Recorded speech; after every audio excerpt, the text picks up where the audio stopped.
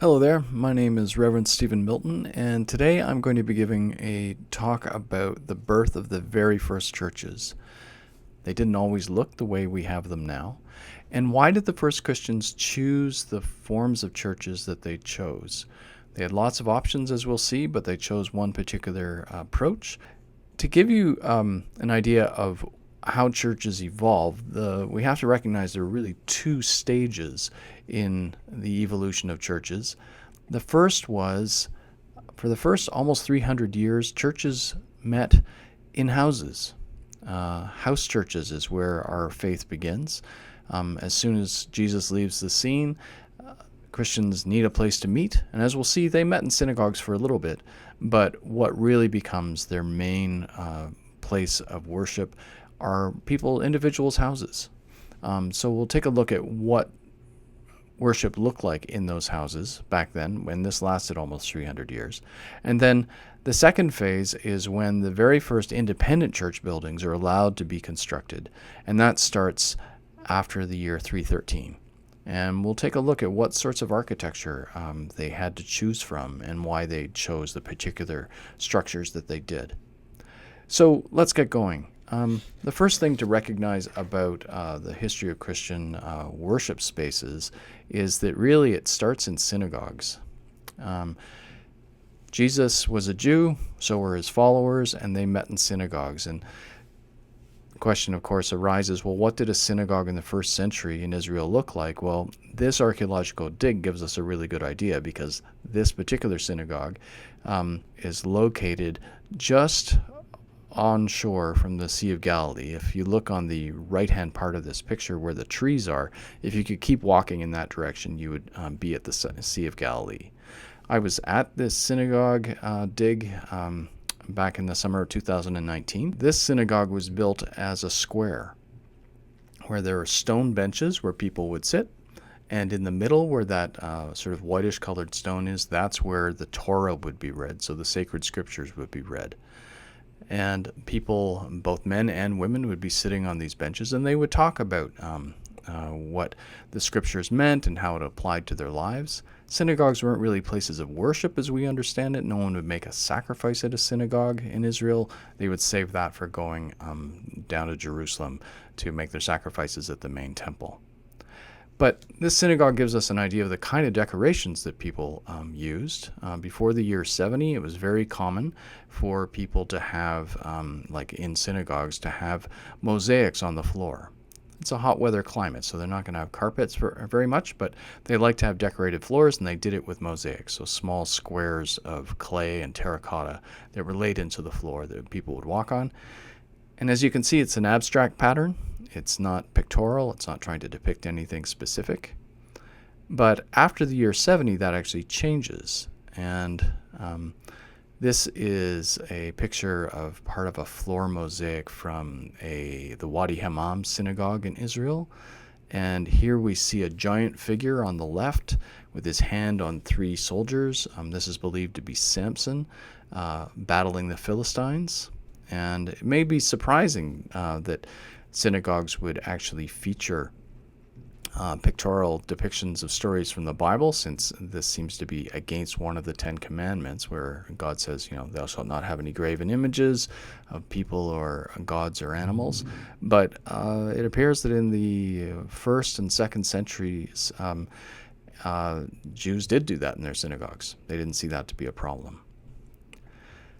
Now, where they worshipped and made sacrifices was here in the temple in Jerusalem. This was a massive structure.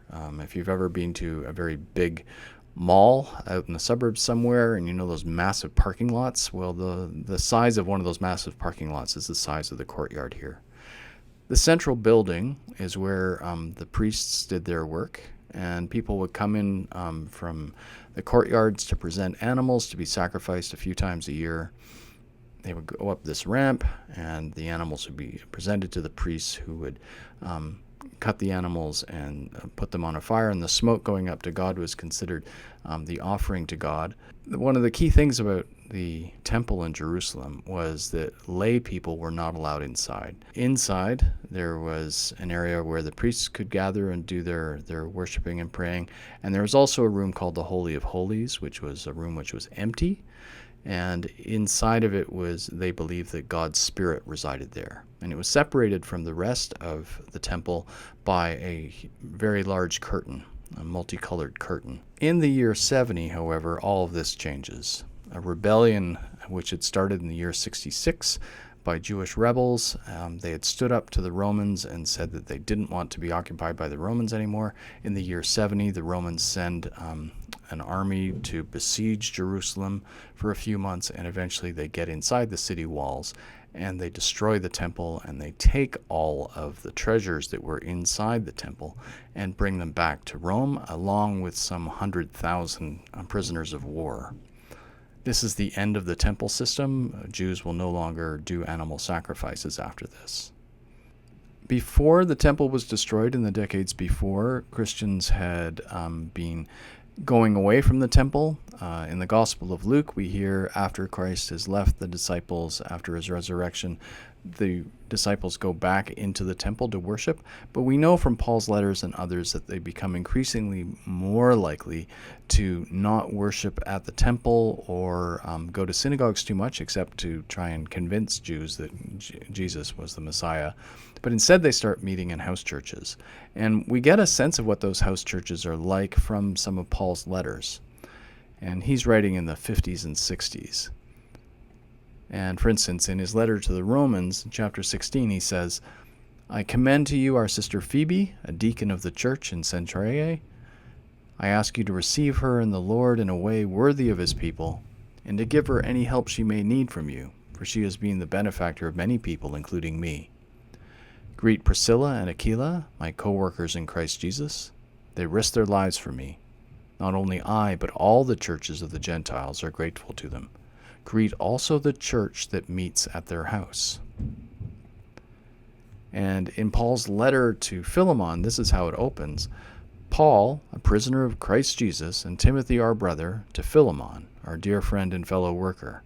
Also to Apphia, our sister, and Archippus, our fellow soldier, and to the church that meets in your home.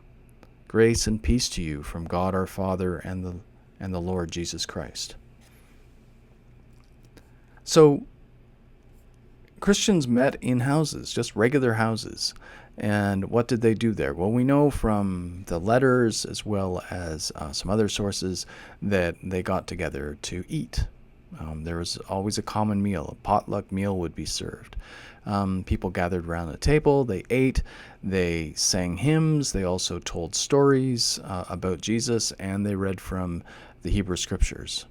And we get a sense of what sort of feel these house churches had in another source in the New Testament, in the book of Acts, which is kind of the sequel to Luke's gospel.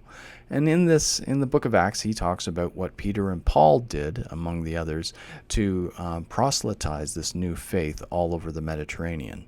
And in one of the sections, we're told of what happened one night when Paul was preaching. On the first day of the week, we came together to break bread. Paul spoke to the people, and because he intended to leave the next day, kept on talking until midnight. There were many lamps in the upstairs room where we were meeting. Seated in a window was a young man named Eutychius, who was sinking into a deep sleep as Paul talked on and on. When he was sound asleep, he fell to the ground from the third story and was picked up dead. Paul went down, threw himself on the young man, and put his arms around him. Don't be alarmed, he said. He's alive. Then he went upstairs again and broke bread and ate. After talking until midnight, daylight, he left. The people took the young man home alive and were greatly comforted. So in this little vignette, we get a sense of what it was like. In this particular house, the room that was big enough to accommodate everyone who had come to hear Paul is upstairs in an upper room. The Last Supper was also held in an upper room. Many houses had an upper room, which was large enough for large dinners and didn't have kitchen stuff and bedrooms and so forth in the way. So on this particular night, Paul's in town. Paul comes with a reputation as a traveling Christian who has a deep faith, and so people want to hear from him. So they get together in the upper room, and it tells us they came together to break bread. So that's their way of saying they came together for a church meal, so an agape meal. So they're eating and drinking, and then Paul got into talking on, and someone fell asleep and fell out the window. And we can tell that it was an upper room because he fell 3 stories. And fortunately, Paul was able to heal the man. But, if you've ever complained that your minister goes on and on, your minister probably doesn't go on and on all night long. So, count your blessings that sermons have become a lot shorter. So what did these house churches look like? This is a possible image of it. I think this is wrong in some ways. I suspect it's being generated by AI. I found it on the net since people didn't have chairs like that very commonly. There tended to be couches that would be around a table where people would eat. But it gets the idea correctly that people would come together to hear stories, to sing, to pray, and of course to eat.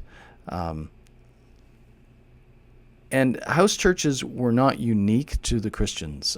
Jews and Romans also had them, particularly in small towns where large temples and synagogues couldn't be afforded. But one of the differences was that Christians were not allowed to have dedicated buildings, whereas the Jews were, as were the Romans, of course.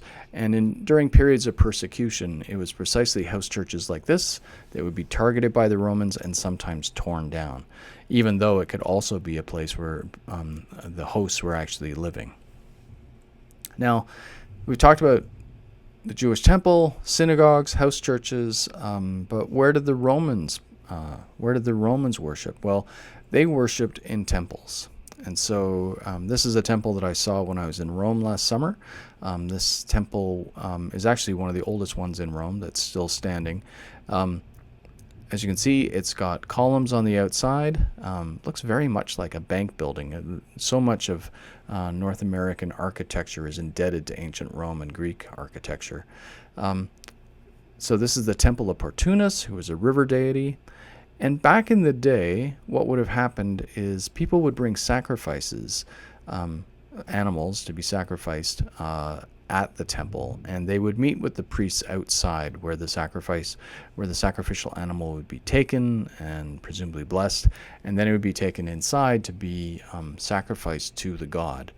And the reason this building has such a high ceiling, even though lay people weren't allowed inside, is because inside there would be a massive statue of the god in question. So this is a cross section of a Roman temple, so we're kind of seeing through its outside wall here, and you can see there's priests who are presenting animals to be burnt on a fire, and the smoke rises up towards the heavens where the gods reside, and there's also a massive statue of a god.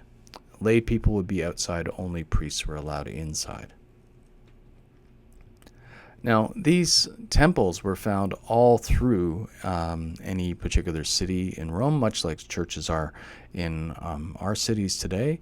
And I want to give you a sense of what sorts of forms of architecture the Christians had to choose from when they eventually got a chance to build dedicated churches. And so I want to give you a little tour of the downtown area of ancient Rome. So this is what the Roman Forum looked like. This is sort of the heart of downtown of ancient Rome. This is an area that the government would have built up. In the back, we can see the Roman Colosseum, and that's its ruin. That's where the gladiatorial games took place. Just in front of it, there's an arch, which is obscured by a tree. This is the Emperor Titus's victory arch. These things were built when emperors had come back from major battles with barbarians or people who were on the periphery of the Roman Empire. And this one celebrates a particular victory, and it's a victory that we heard about earlier, which was the Siege of Jerusalem. This arch was mounted after the Siege of Jerusalem in the year 70, and we know that it's dedicated to that, not only for what's written, but also because of a picture which is on the inside part of the arch. As you can see here, there's a menorah, being carried by a group of Jewish prisoners of war.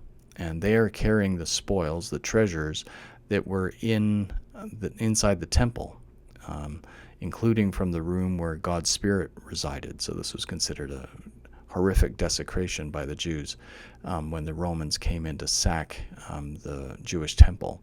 So all the riches from the temple were brought back to Rome, as were 100,000 Jews who were enslaved in Rome.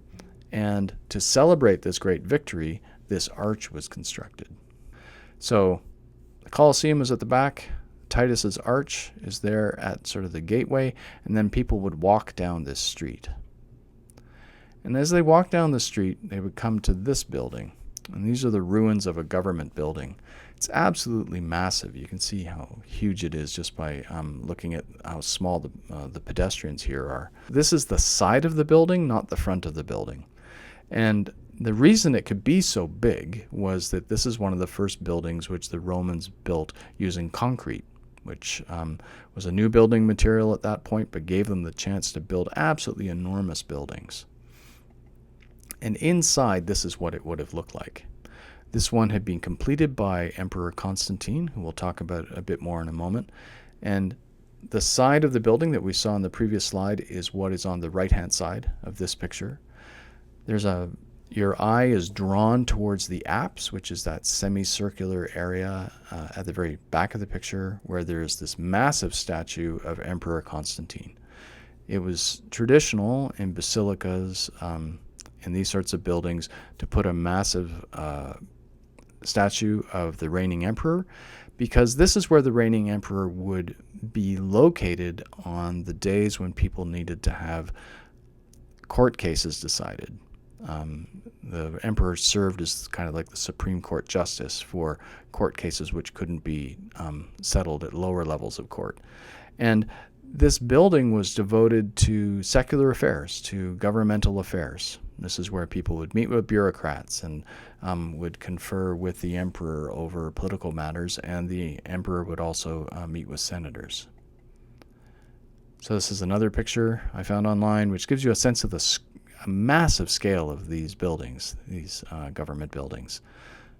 So there it is. You can see it's just absolutely massive compared to everything else. And if we go further down the street to the left, we come into an area where there were a number of temples. So in the foreground, there was a temple for the Vestal Virgins. And then across the street, there was a temple devoted to Romulus, as in Romulus and Remus, the two founders of the Roman Empire. And over to the left, there is the temple of Antoninus and Faustina. Antoninus was a Roman emperor who had himself deified, so he claimed that he was the son of a god, so he deserved a temple so that people could worship him, and Faustina was his wife. And so this is what it looked like from a sort of pedestrian's point of view. And pedestrians would come up to the front, meet the priests, give them their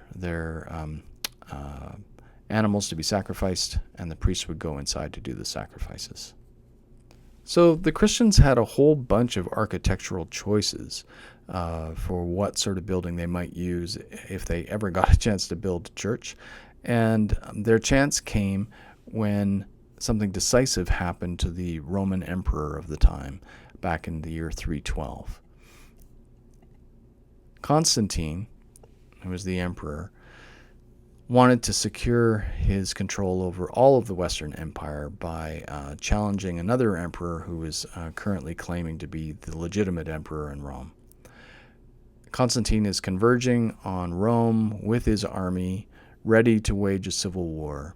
And he told people that he had a vision of a cross in the sky, or perhaps a Christogram, like a symbol of the cross. And he was told, by this sign you will conquer. And he believed that he'd been told that if he just put the sign of the cross on the shields of his soldiers, he would be victorious in battle. So he did so, and he was. He was able to conquer the other emperor and take over all of Rome for himself. This caused a complete revolution, because one of the first things that Constantine did was he issued something called the Edict of Milan, which was a law which made all religions in Rome legal. This changed the fortunes of the Christians overnight. Suddenly they were a legal religion, so they wouldn't have to hide, they wouldn't have to worry about persecution, and what's more, they suddenly had the richest patron in the Roman Empire, the emperor. Constantine was devoted to the Christians pretty much from the beginning, and he said that he would like to fund the building of new Christian churches. And he did. He ended up funding a whole bunch of them, some in Jerusalem as well as four in Rome.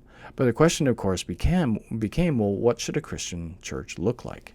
And there were choices, as we have seen. They could have created churches that look like big house churches. They could have created churches that look like synagogues. They could have created churches that look like Roman temples. Or they could do something different.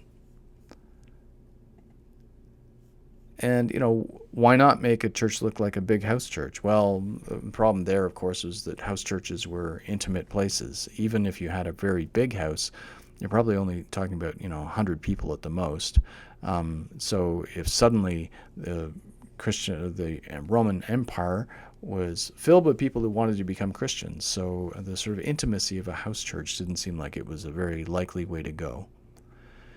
And why not make churches similar to synagogues? Well, by the 300s, Christianity and Judaism had drifted so far apart that Christians weren't going to go for that.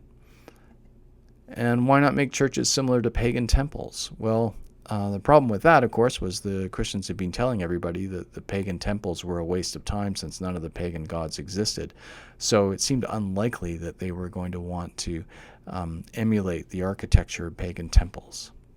So the form of architecture they chose, ironically, was the basilica, the government buildings that we saw before. These were called basilicas, and Constantine liked this idea because it meant that everyone who walked into a Christian church would immediately think of the emperor, since this building type was the place where emperors could be found, adjudicating cases. So it seemed like a perfect fit from Constantine's point of view, so he gave the go-ahead for the empire to start building basilicas devoted to Christian worship. And now I want to take you on a tour of some of these basilicas. Now, a couple of caveats.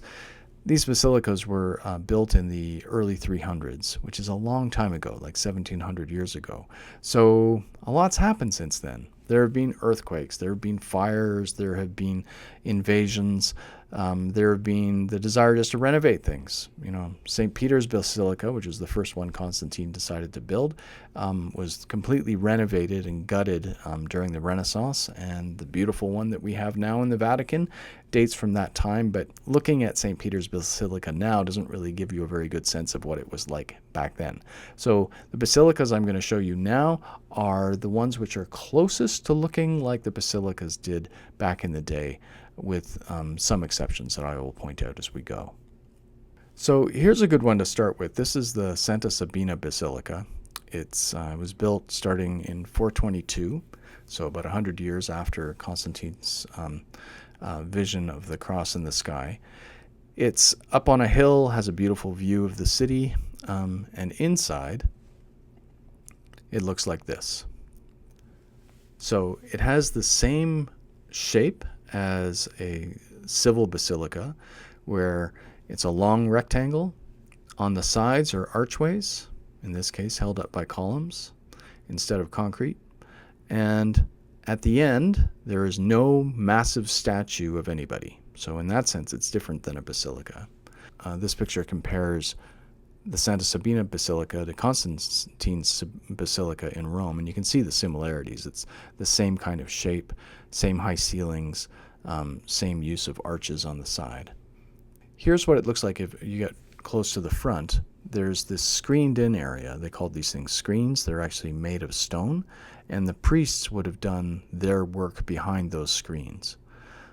And one of the big differences between these early basilicas and the pagan temples was that in the pagan temples, the lay people never came inside, right? They would just give their sacrifices to the priest, and the priest took it inside. So all of the sort of holy work happened inside, out of the view of the lay people. Whereas Christians, on the other hand, had been worshiping in house churches for almost 300 years by now, where everything was intimate and everybody was involved in every stage. So there were priests who were handling the elements, but of course, priests serve communion to people. They serve the Eucharist to people. You have to be in the same room for this. So there's this very democratic impulse in early Christianity where there isn't this extreme separation between priests and laity, which you had in the Roman religion. Instead, they have to all be under the same roof. So the outsiders come inside for the first Christian churches. And so they would have, the priest would have been behind that screen, preparing the elements for the Eucharist. And these screens are interesting because they give you a sense of what Christianity meant to the people back in the early 400s. So they're covered in crosses, and the crosses are just alive with life. Jesus isn't on the cross. That's an image which only slowly comes into Christianity after this period. But what we do see is, if you look at the cross on the right-hand side, you see two trees clearly growing underneath the cross. Those would be trees implying the tree of immortality and the tree of good and evil, which were in the Garden of Eden.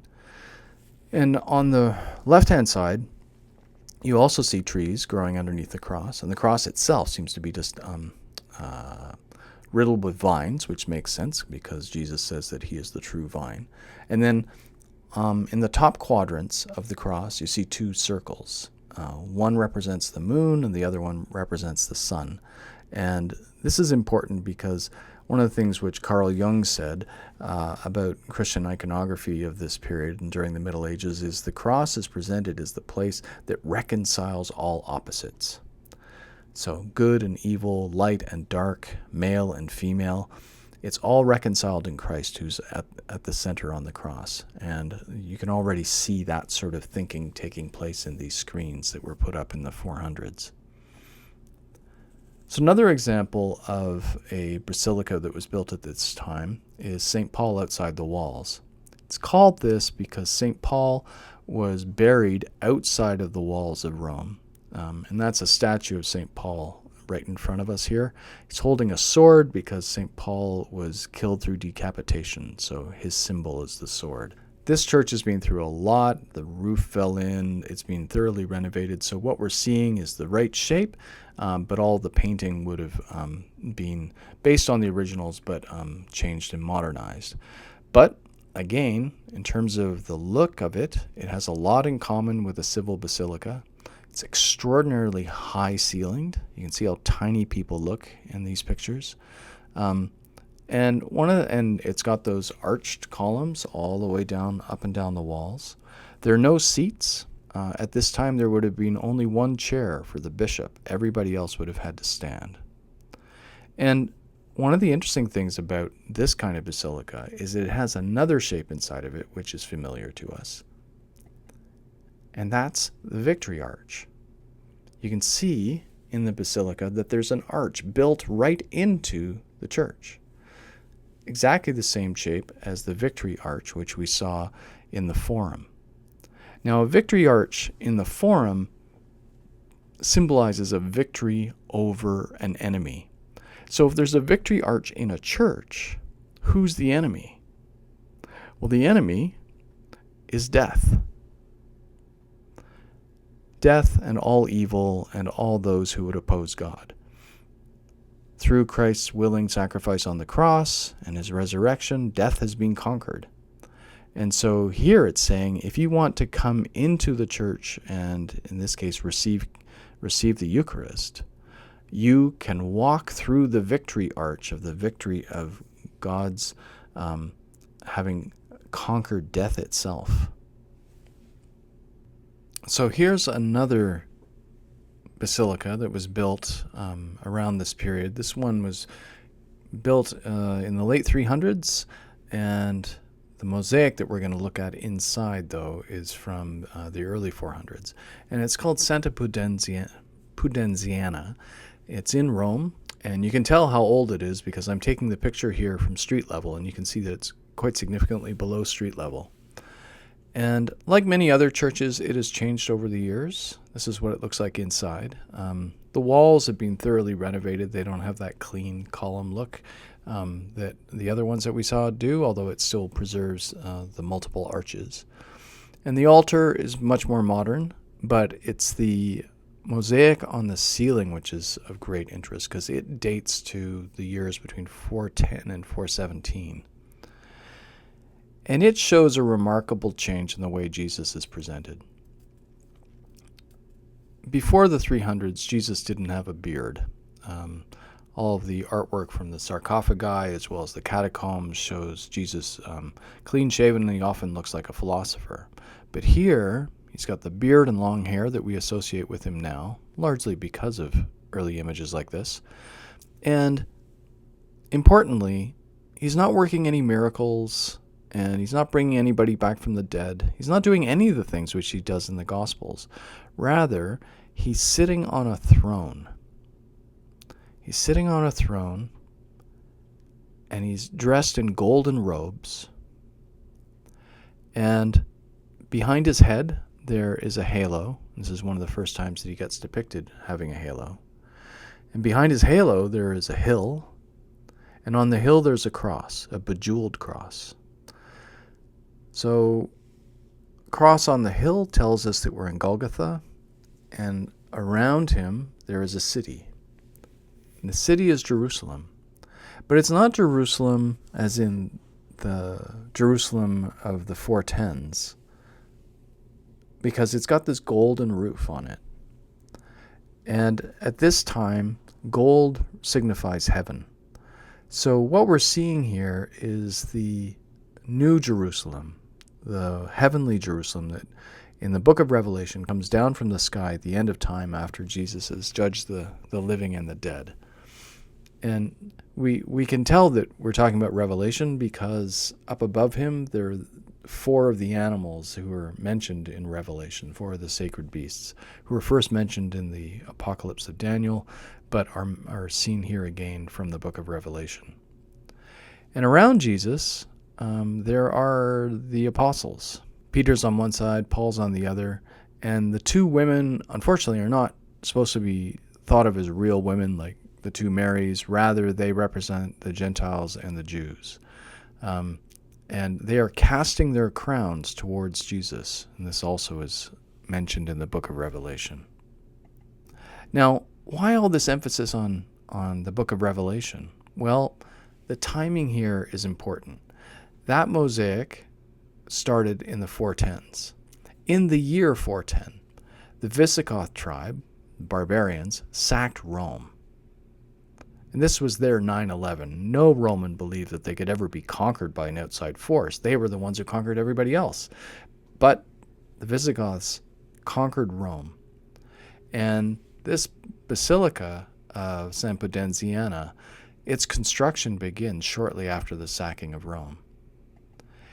And one of the things which impressed people was that in the book of Revelation, it talks about this, it depicts this cosmic battle between good and evil, the Christ and the Antichrist.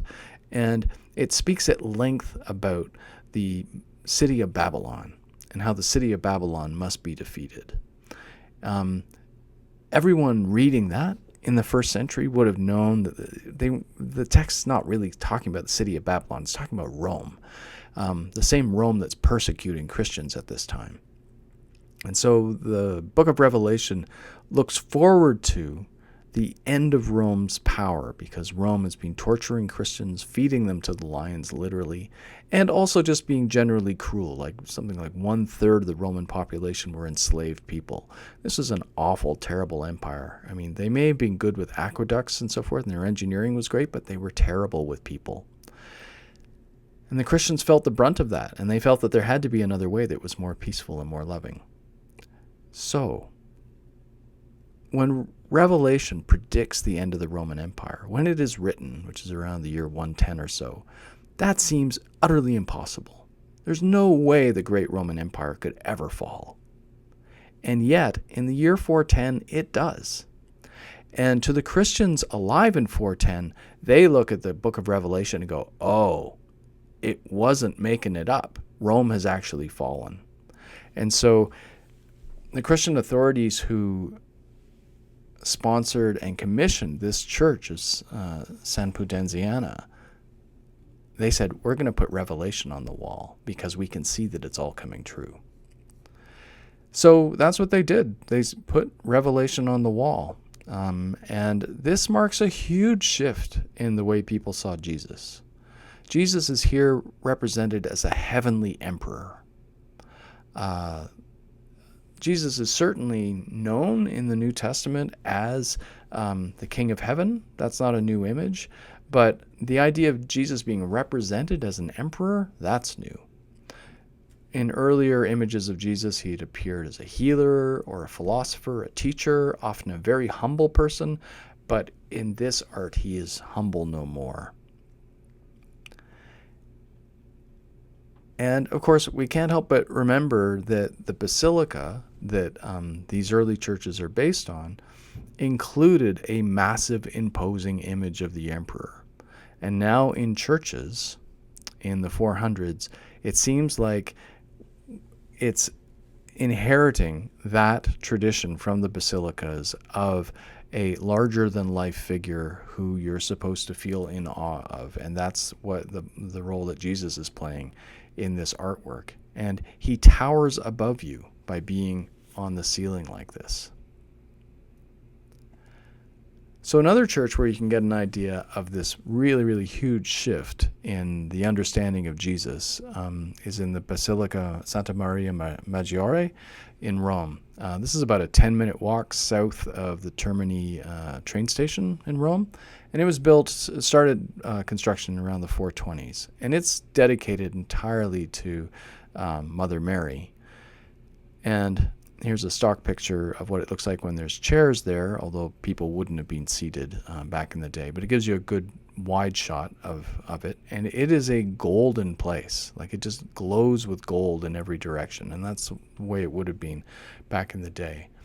And once again, you can see that there's another one of these victory arches inside the church. But this particular arch is dedicated to Mary's life. And so I'd like to talk us through just one half of the arch so you can get an idea of what's going on here, because this is really where we start seeing this transition of churches not just being a place of worship, but a place of art.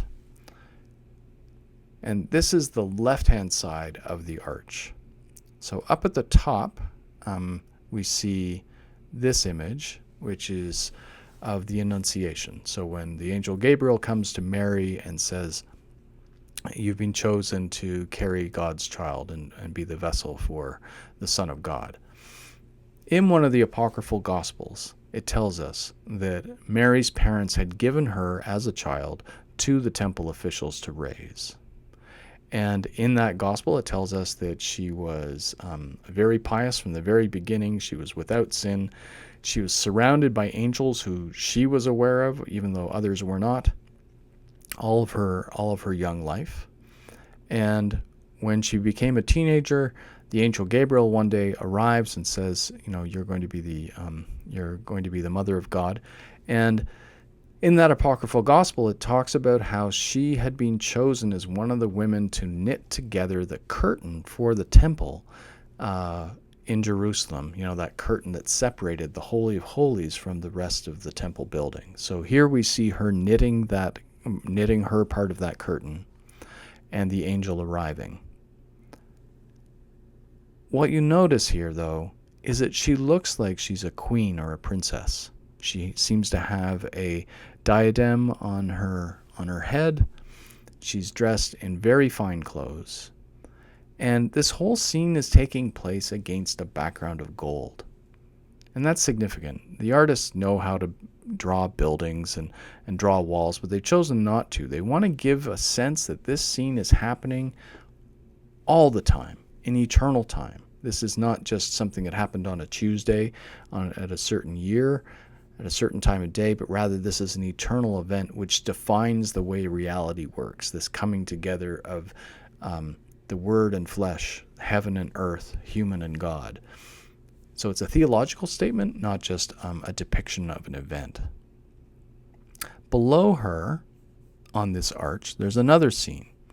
And this scene shows the arrival of the Magi with their gifts. So the three wise men arriving to give gifts to Jesus. Now, this is quite a departure from the way we're used to seeing it. Just 100 years before, on the sarcophagi where Christians depicted art, this is the way Magi were depicted.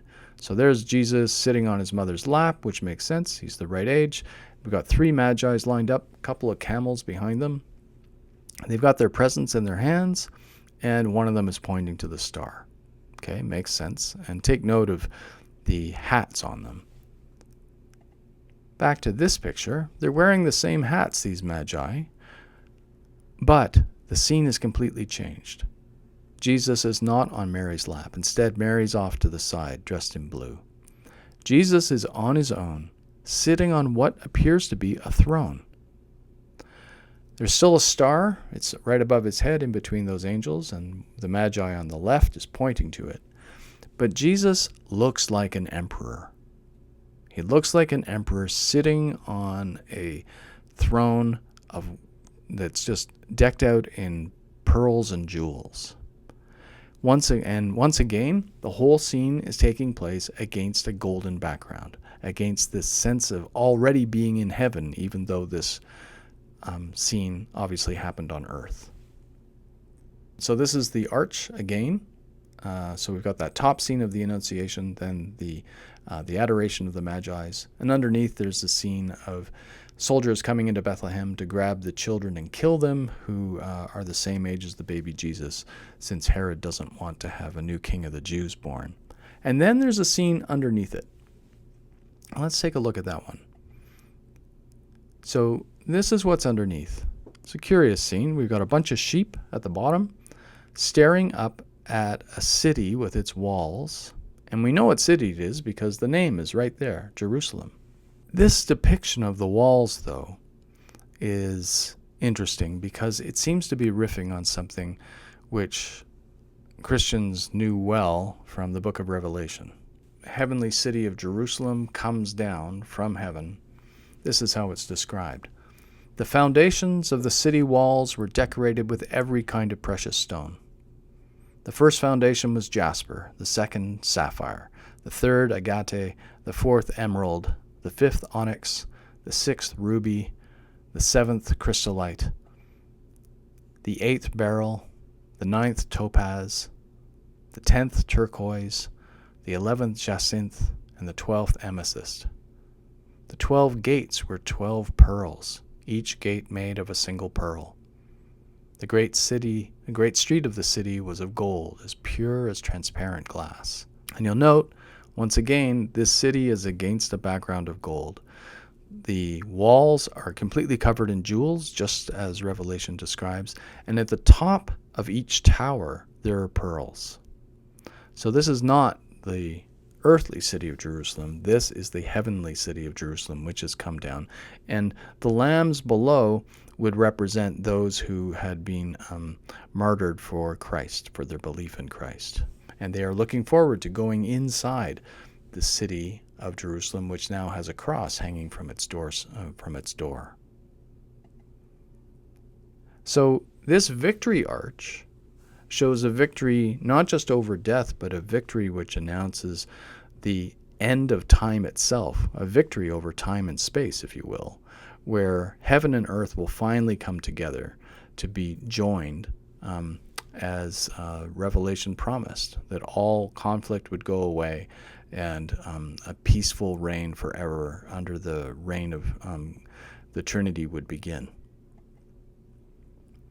And the thing to notice, too, is that how beautiful this looks. For someone walking into this in the early 400s, to see all of this gold everywhere, it would have been absolutely entrancing. And one of the things which is important to note about these basilicas is that this artwork was done using mosaics. They'd taken the mosaics off the floor and put them on the wall. And the mosaics that they chose to make them in glass and gold so that the whole place would glitter. When you walked in and candles were a major source of light, candles and lamps, the whole place would glitter as though you were already in heaven. This marks one of the huge shifts in Christian art, and which leaves a lasting impression, because in the early stages of Christian art, in the catacombs and the sarcophagi, the art was concerned with the salvation of the individual, the person who had died. Whereas now, the basilicas, they're not concerned with the salvation of individuals. They are concerned with the salvation of everybody. Everybody's invited inside. Everybody gets to participate. And as they look around the walls, what they see are the stories from the Bible of the whole history, because often the walls themselves would be covered in paintings of the histories, of the biblical history. And it was as though you were being given a chance to see the world the way God sees it, where all of time is happening at once, and it's just a question of where you look. And the whole place would glitter because of the mosaics that were made out of glass tiles and gold plate. It was a way of leaving the normal world behind for a few hours so you could come inside and get a taste of heaven. And that's what they were trying to achieve with these first basilicas. It was created under the influence of Constantine. There was certainly this sense that Christ was no longer a humble healer, but rather an emperor of the cosmos, a cosmic Christ. And I think theologically, that's important, but it's also important to recognize that Christ calls on us to help those in the here and now.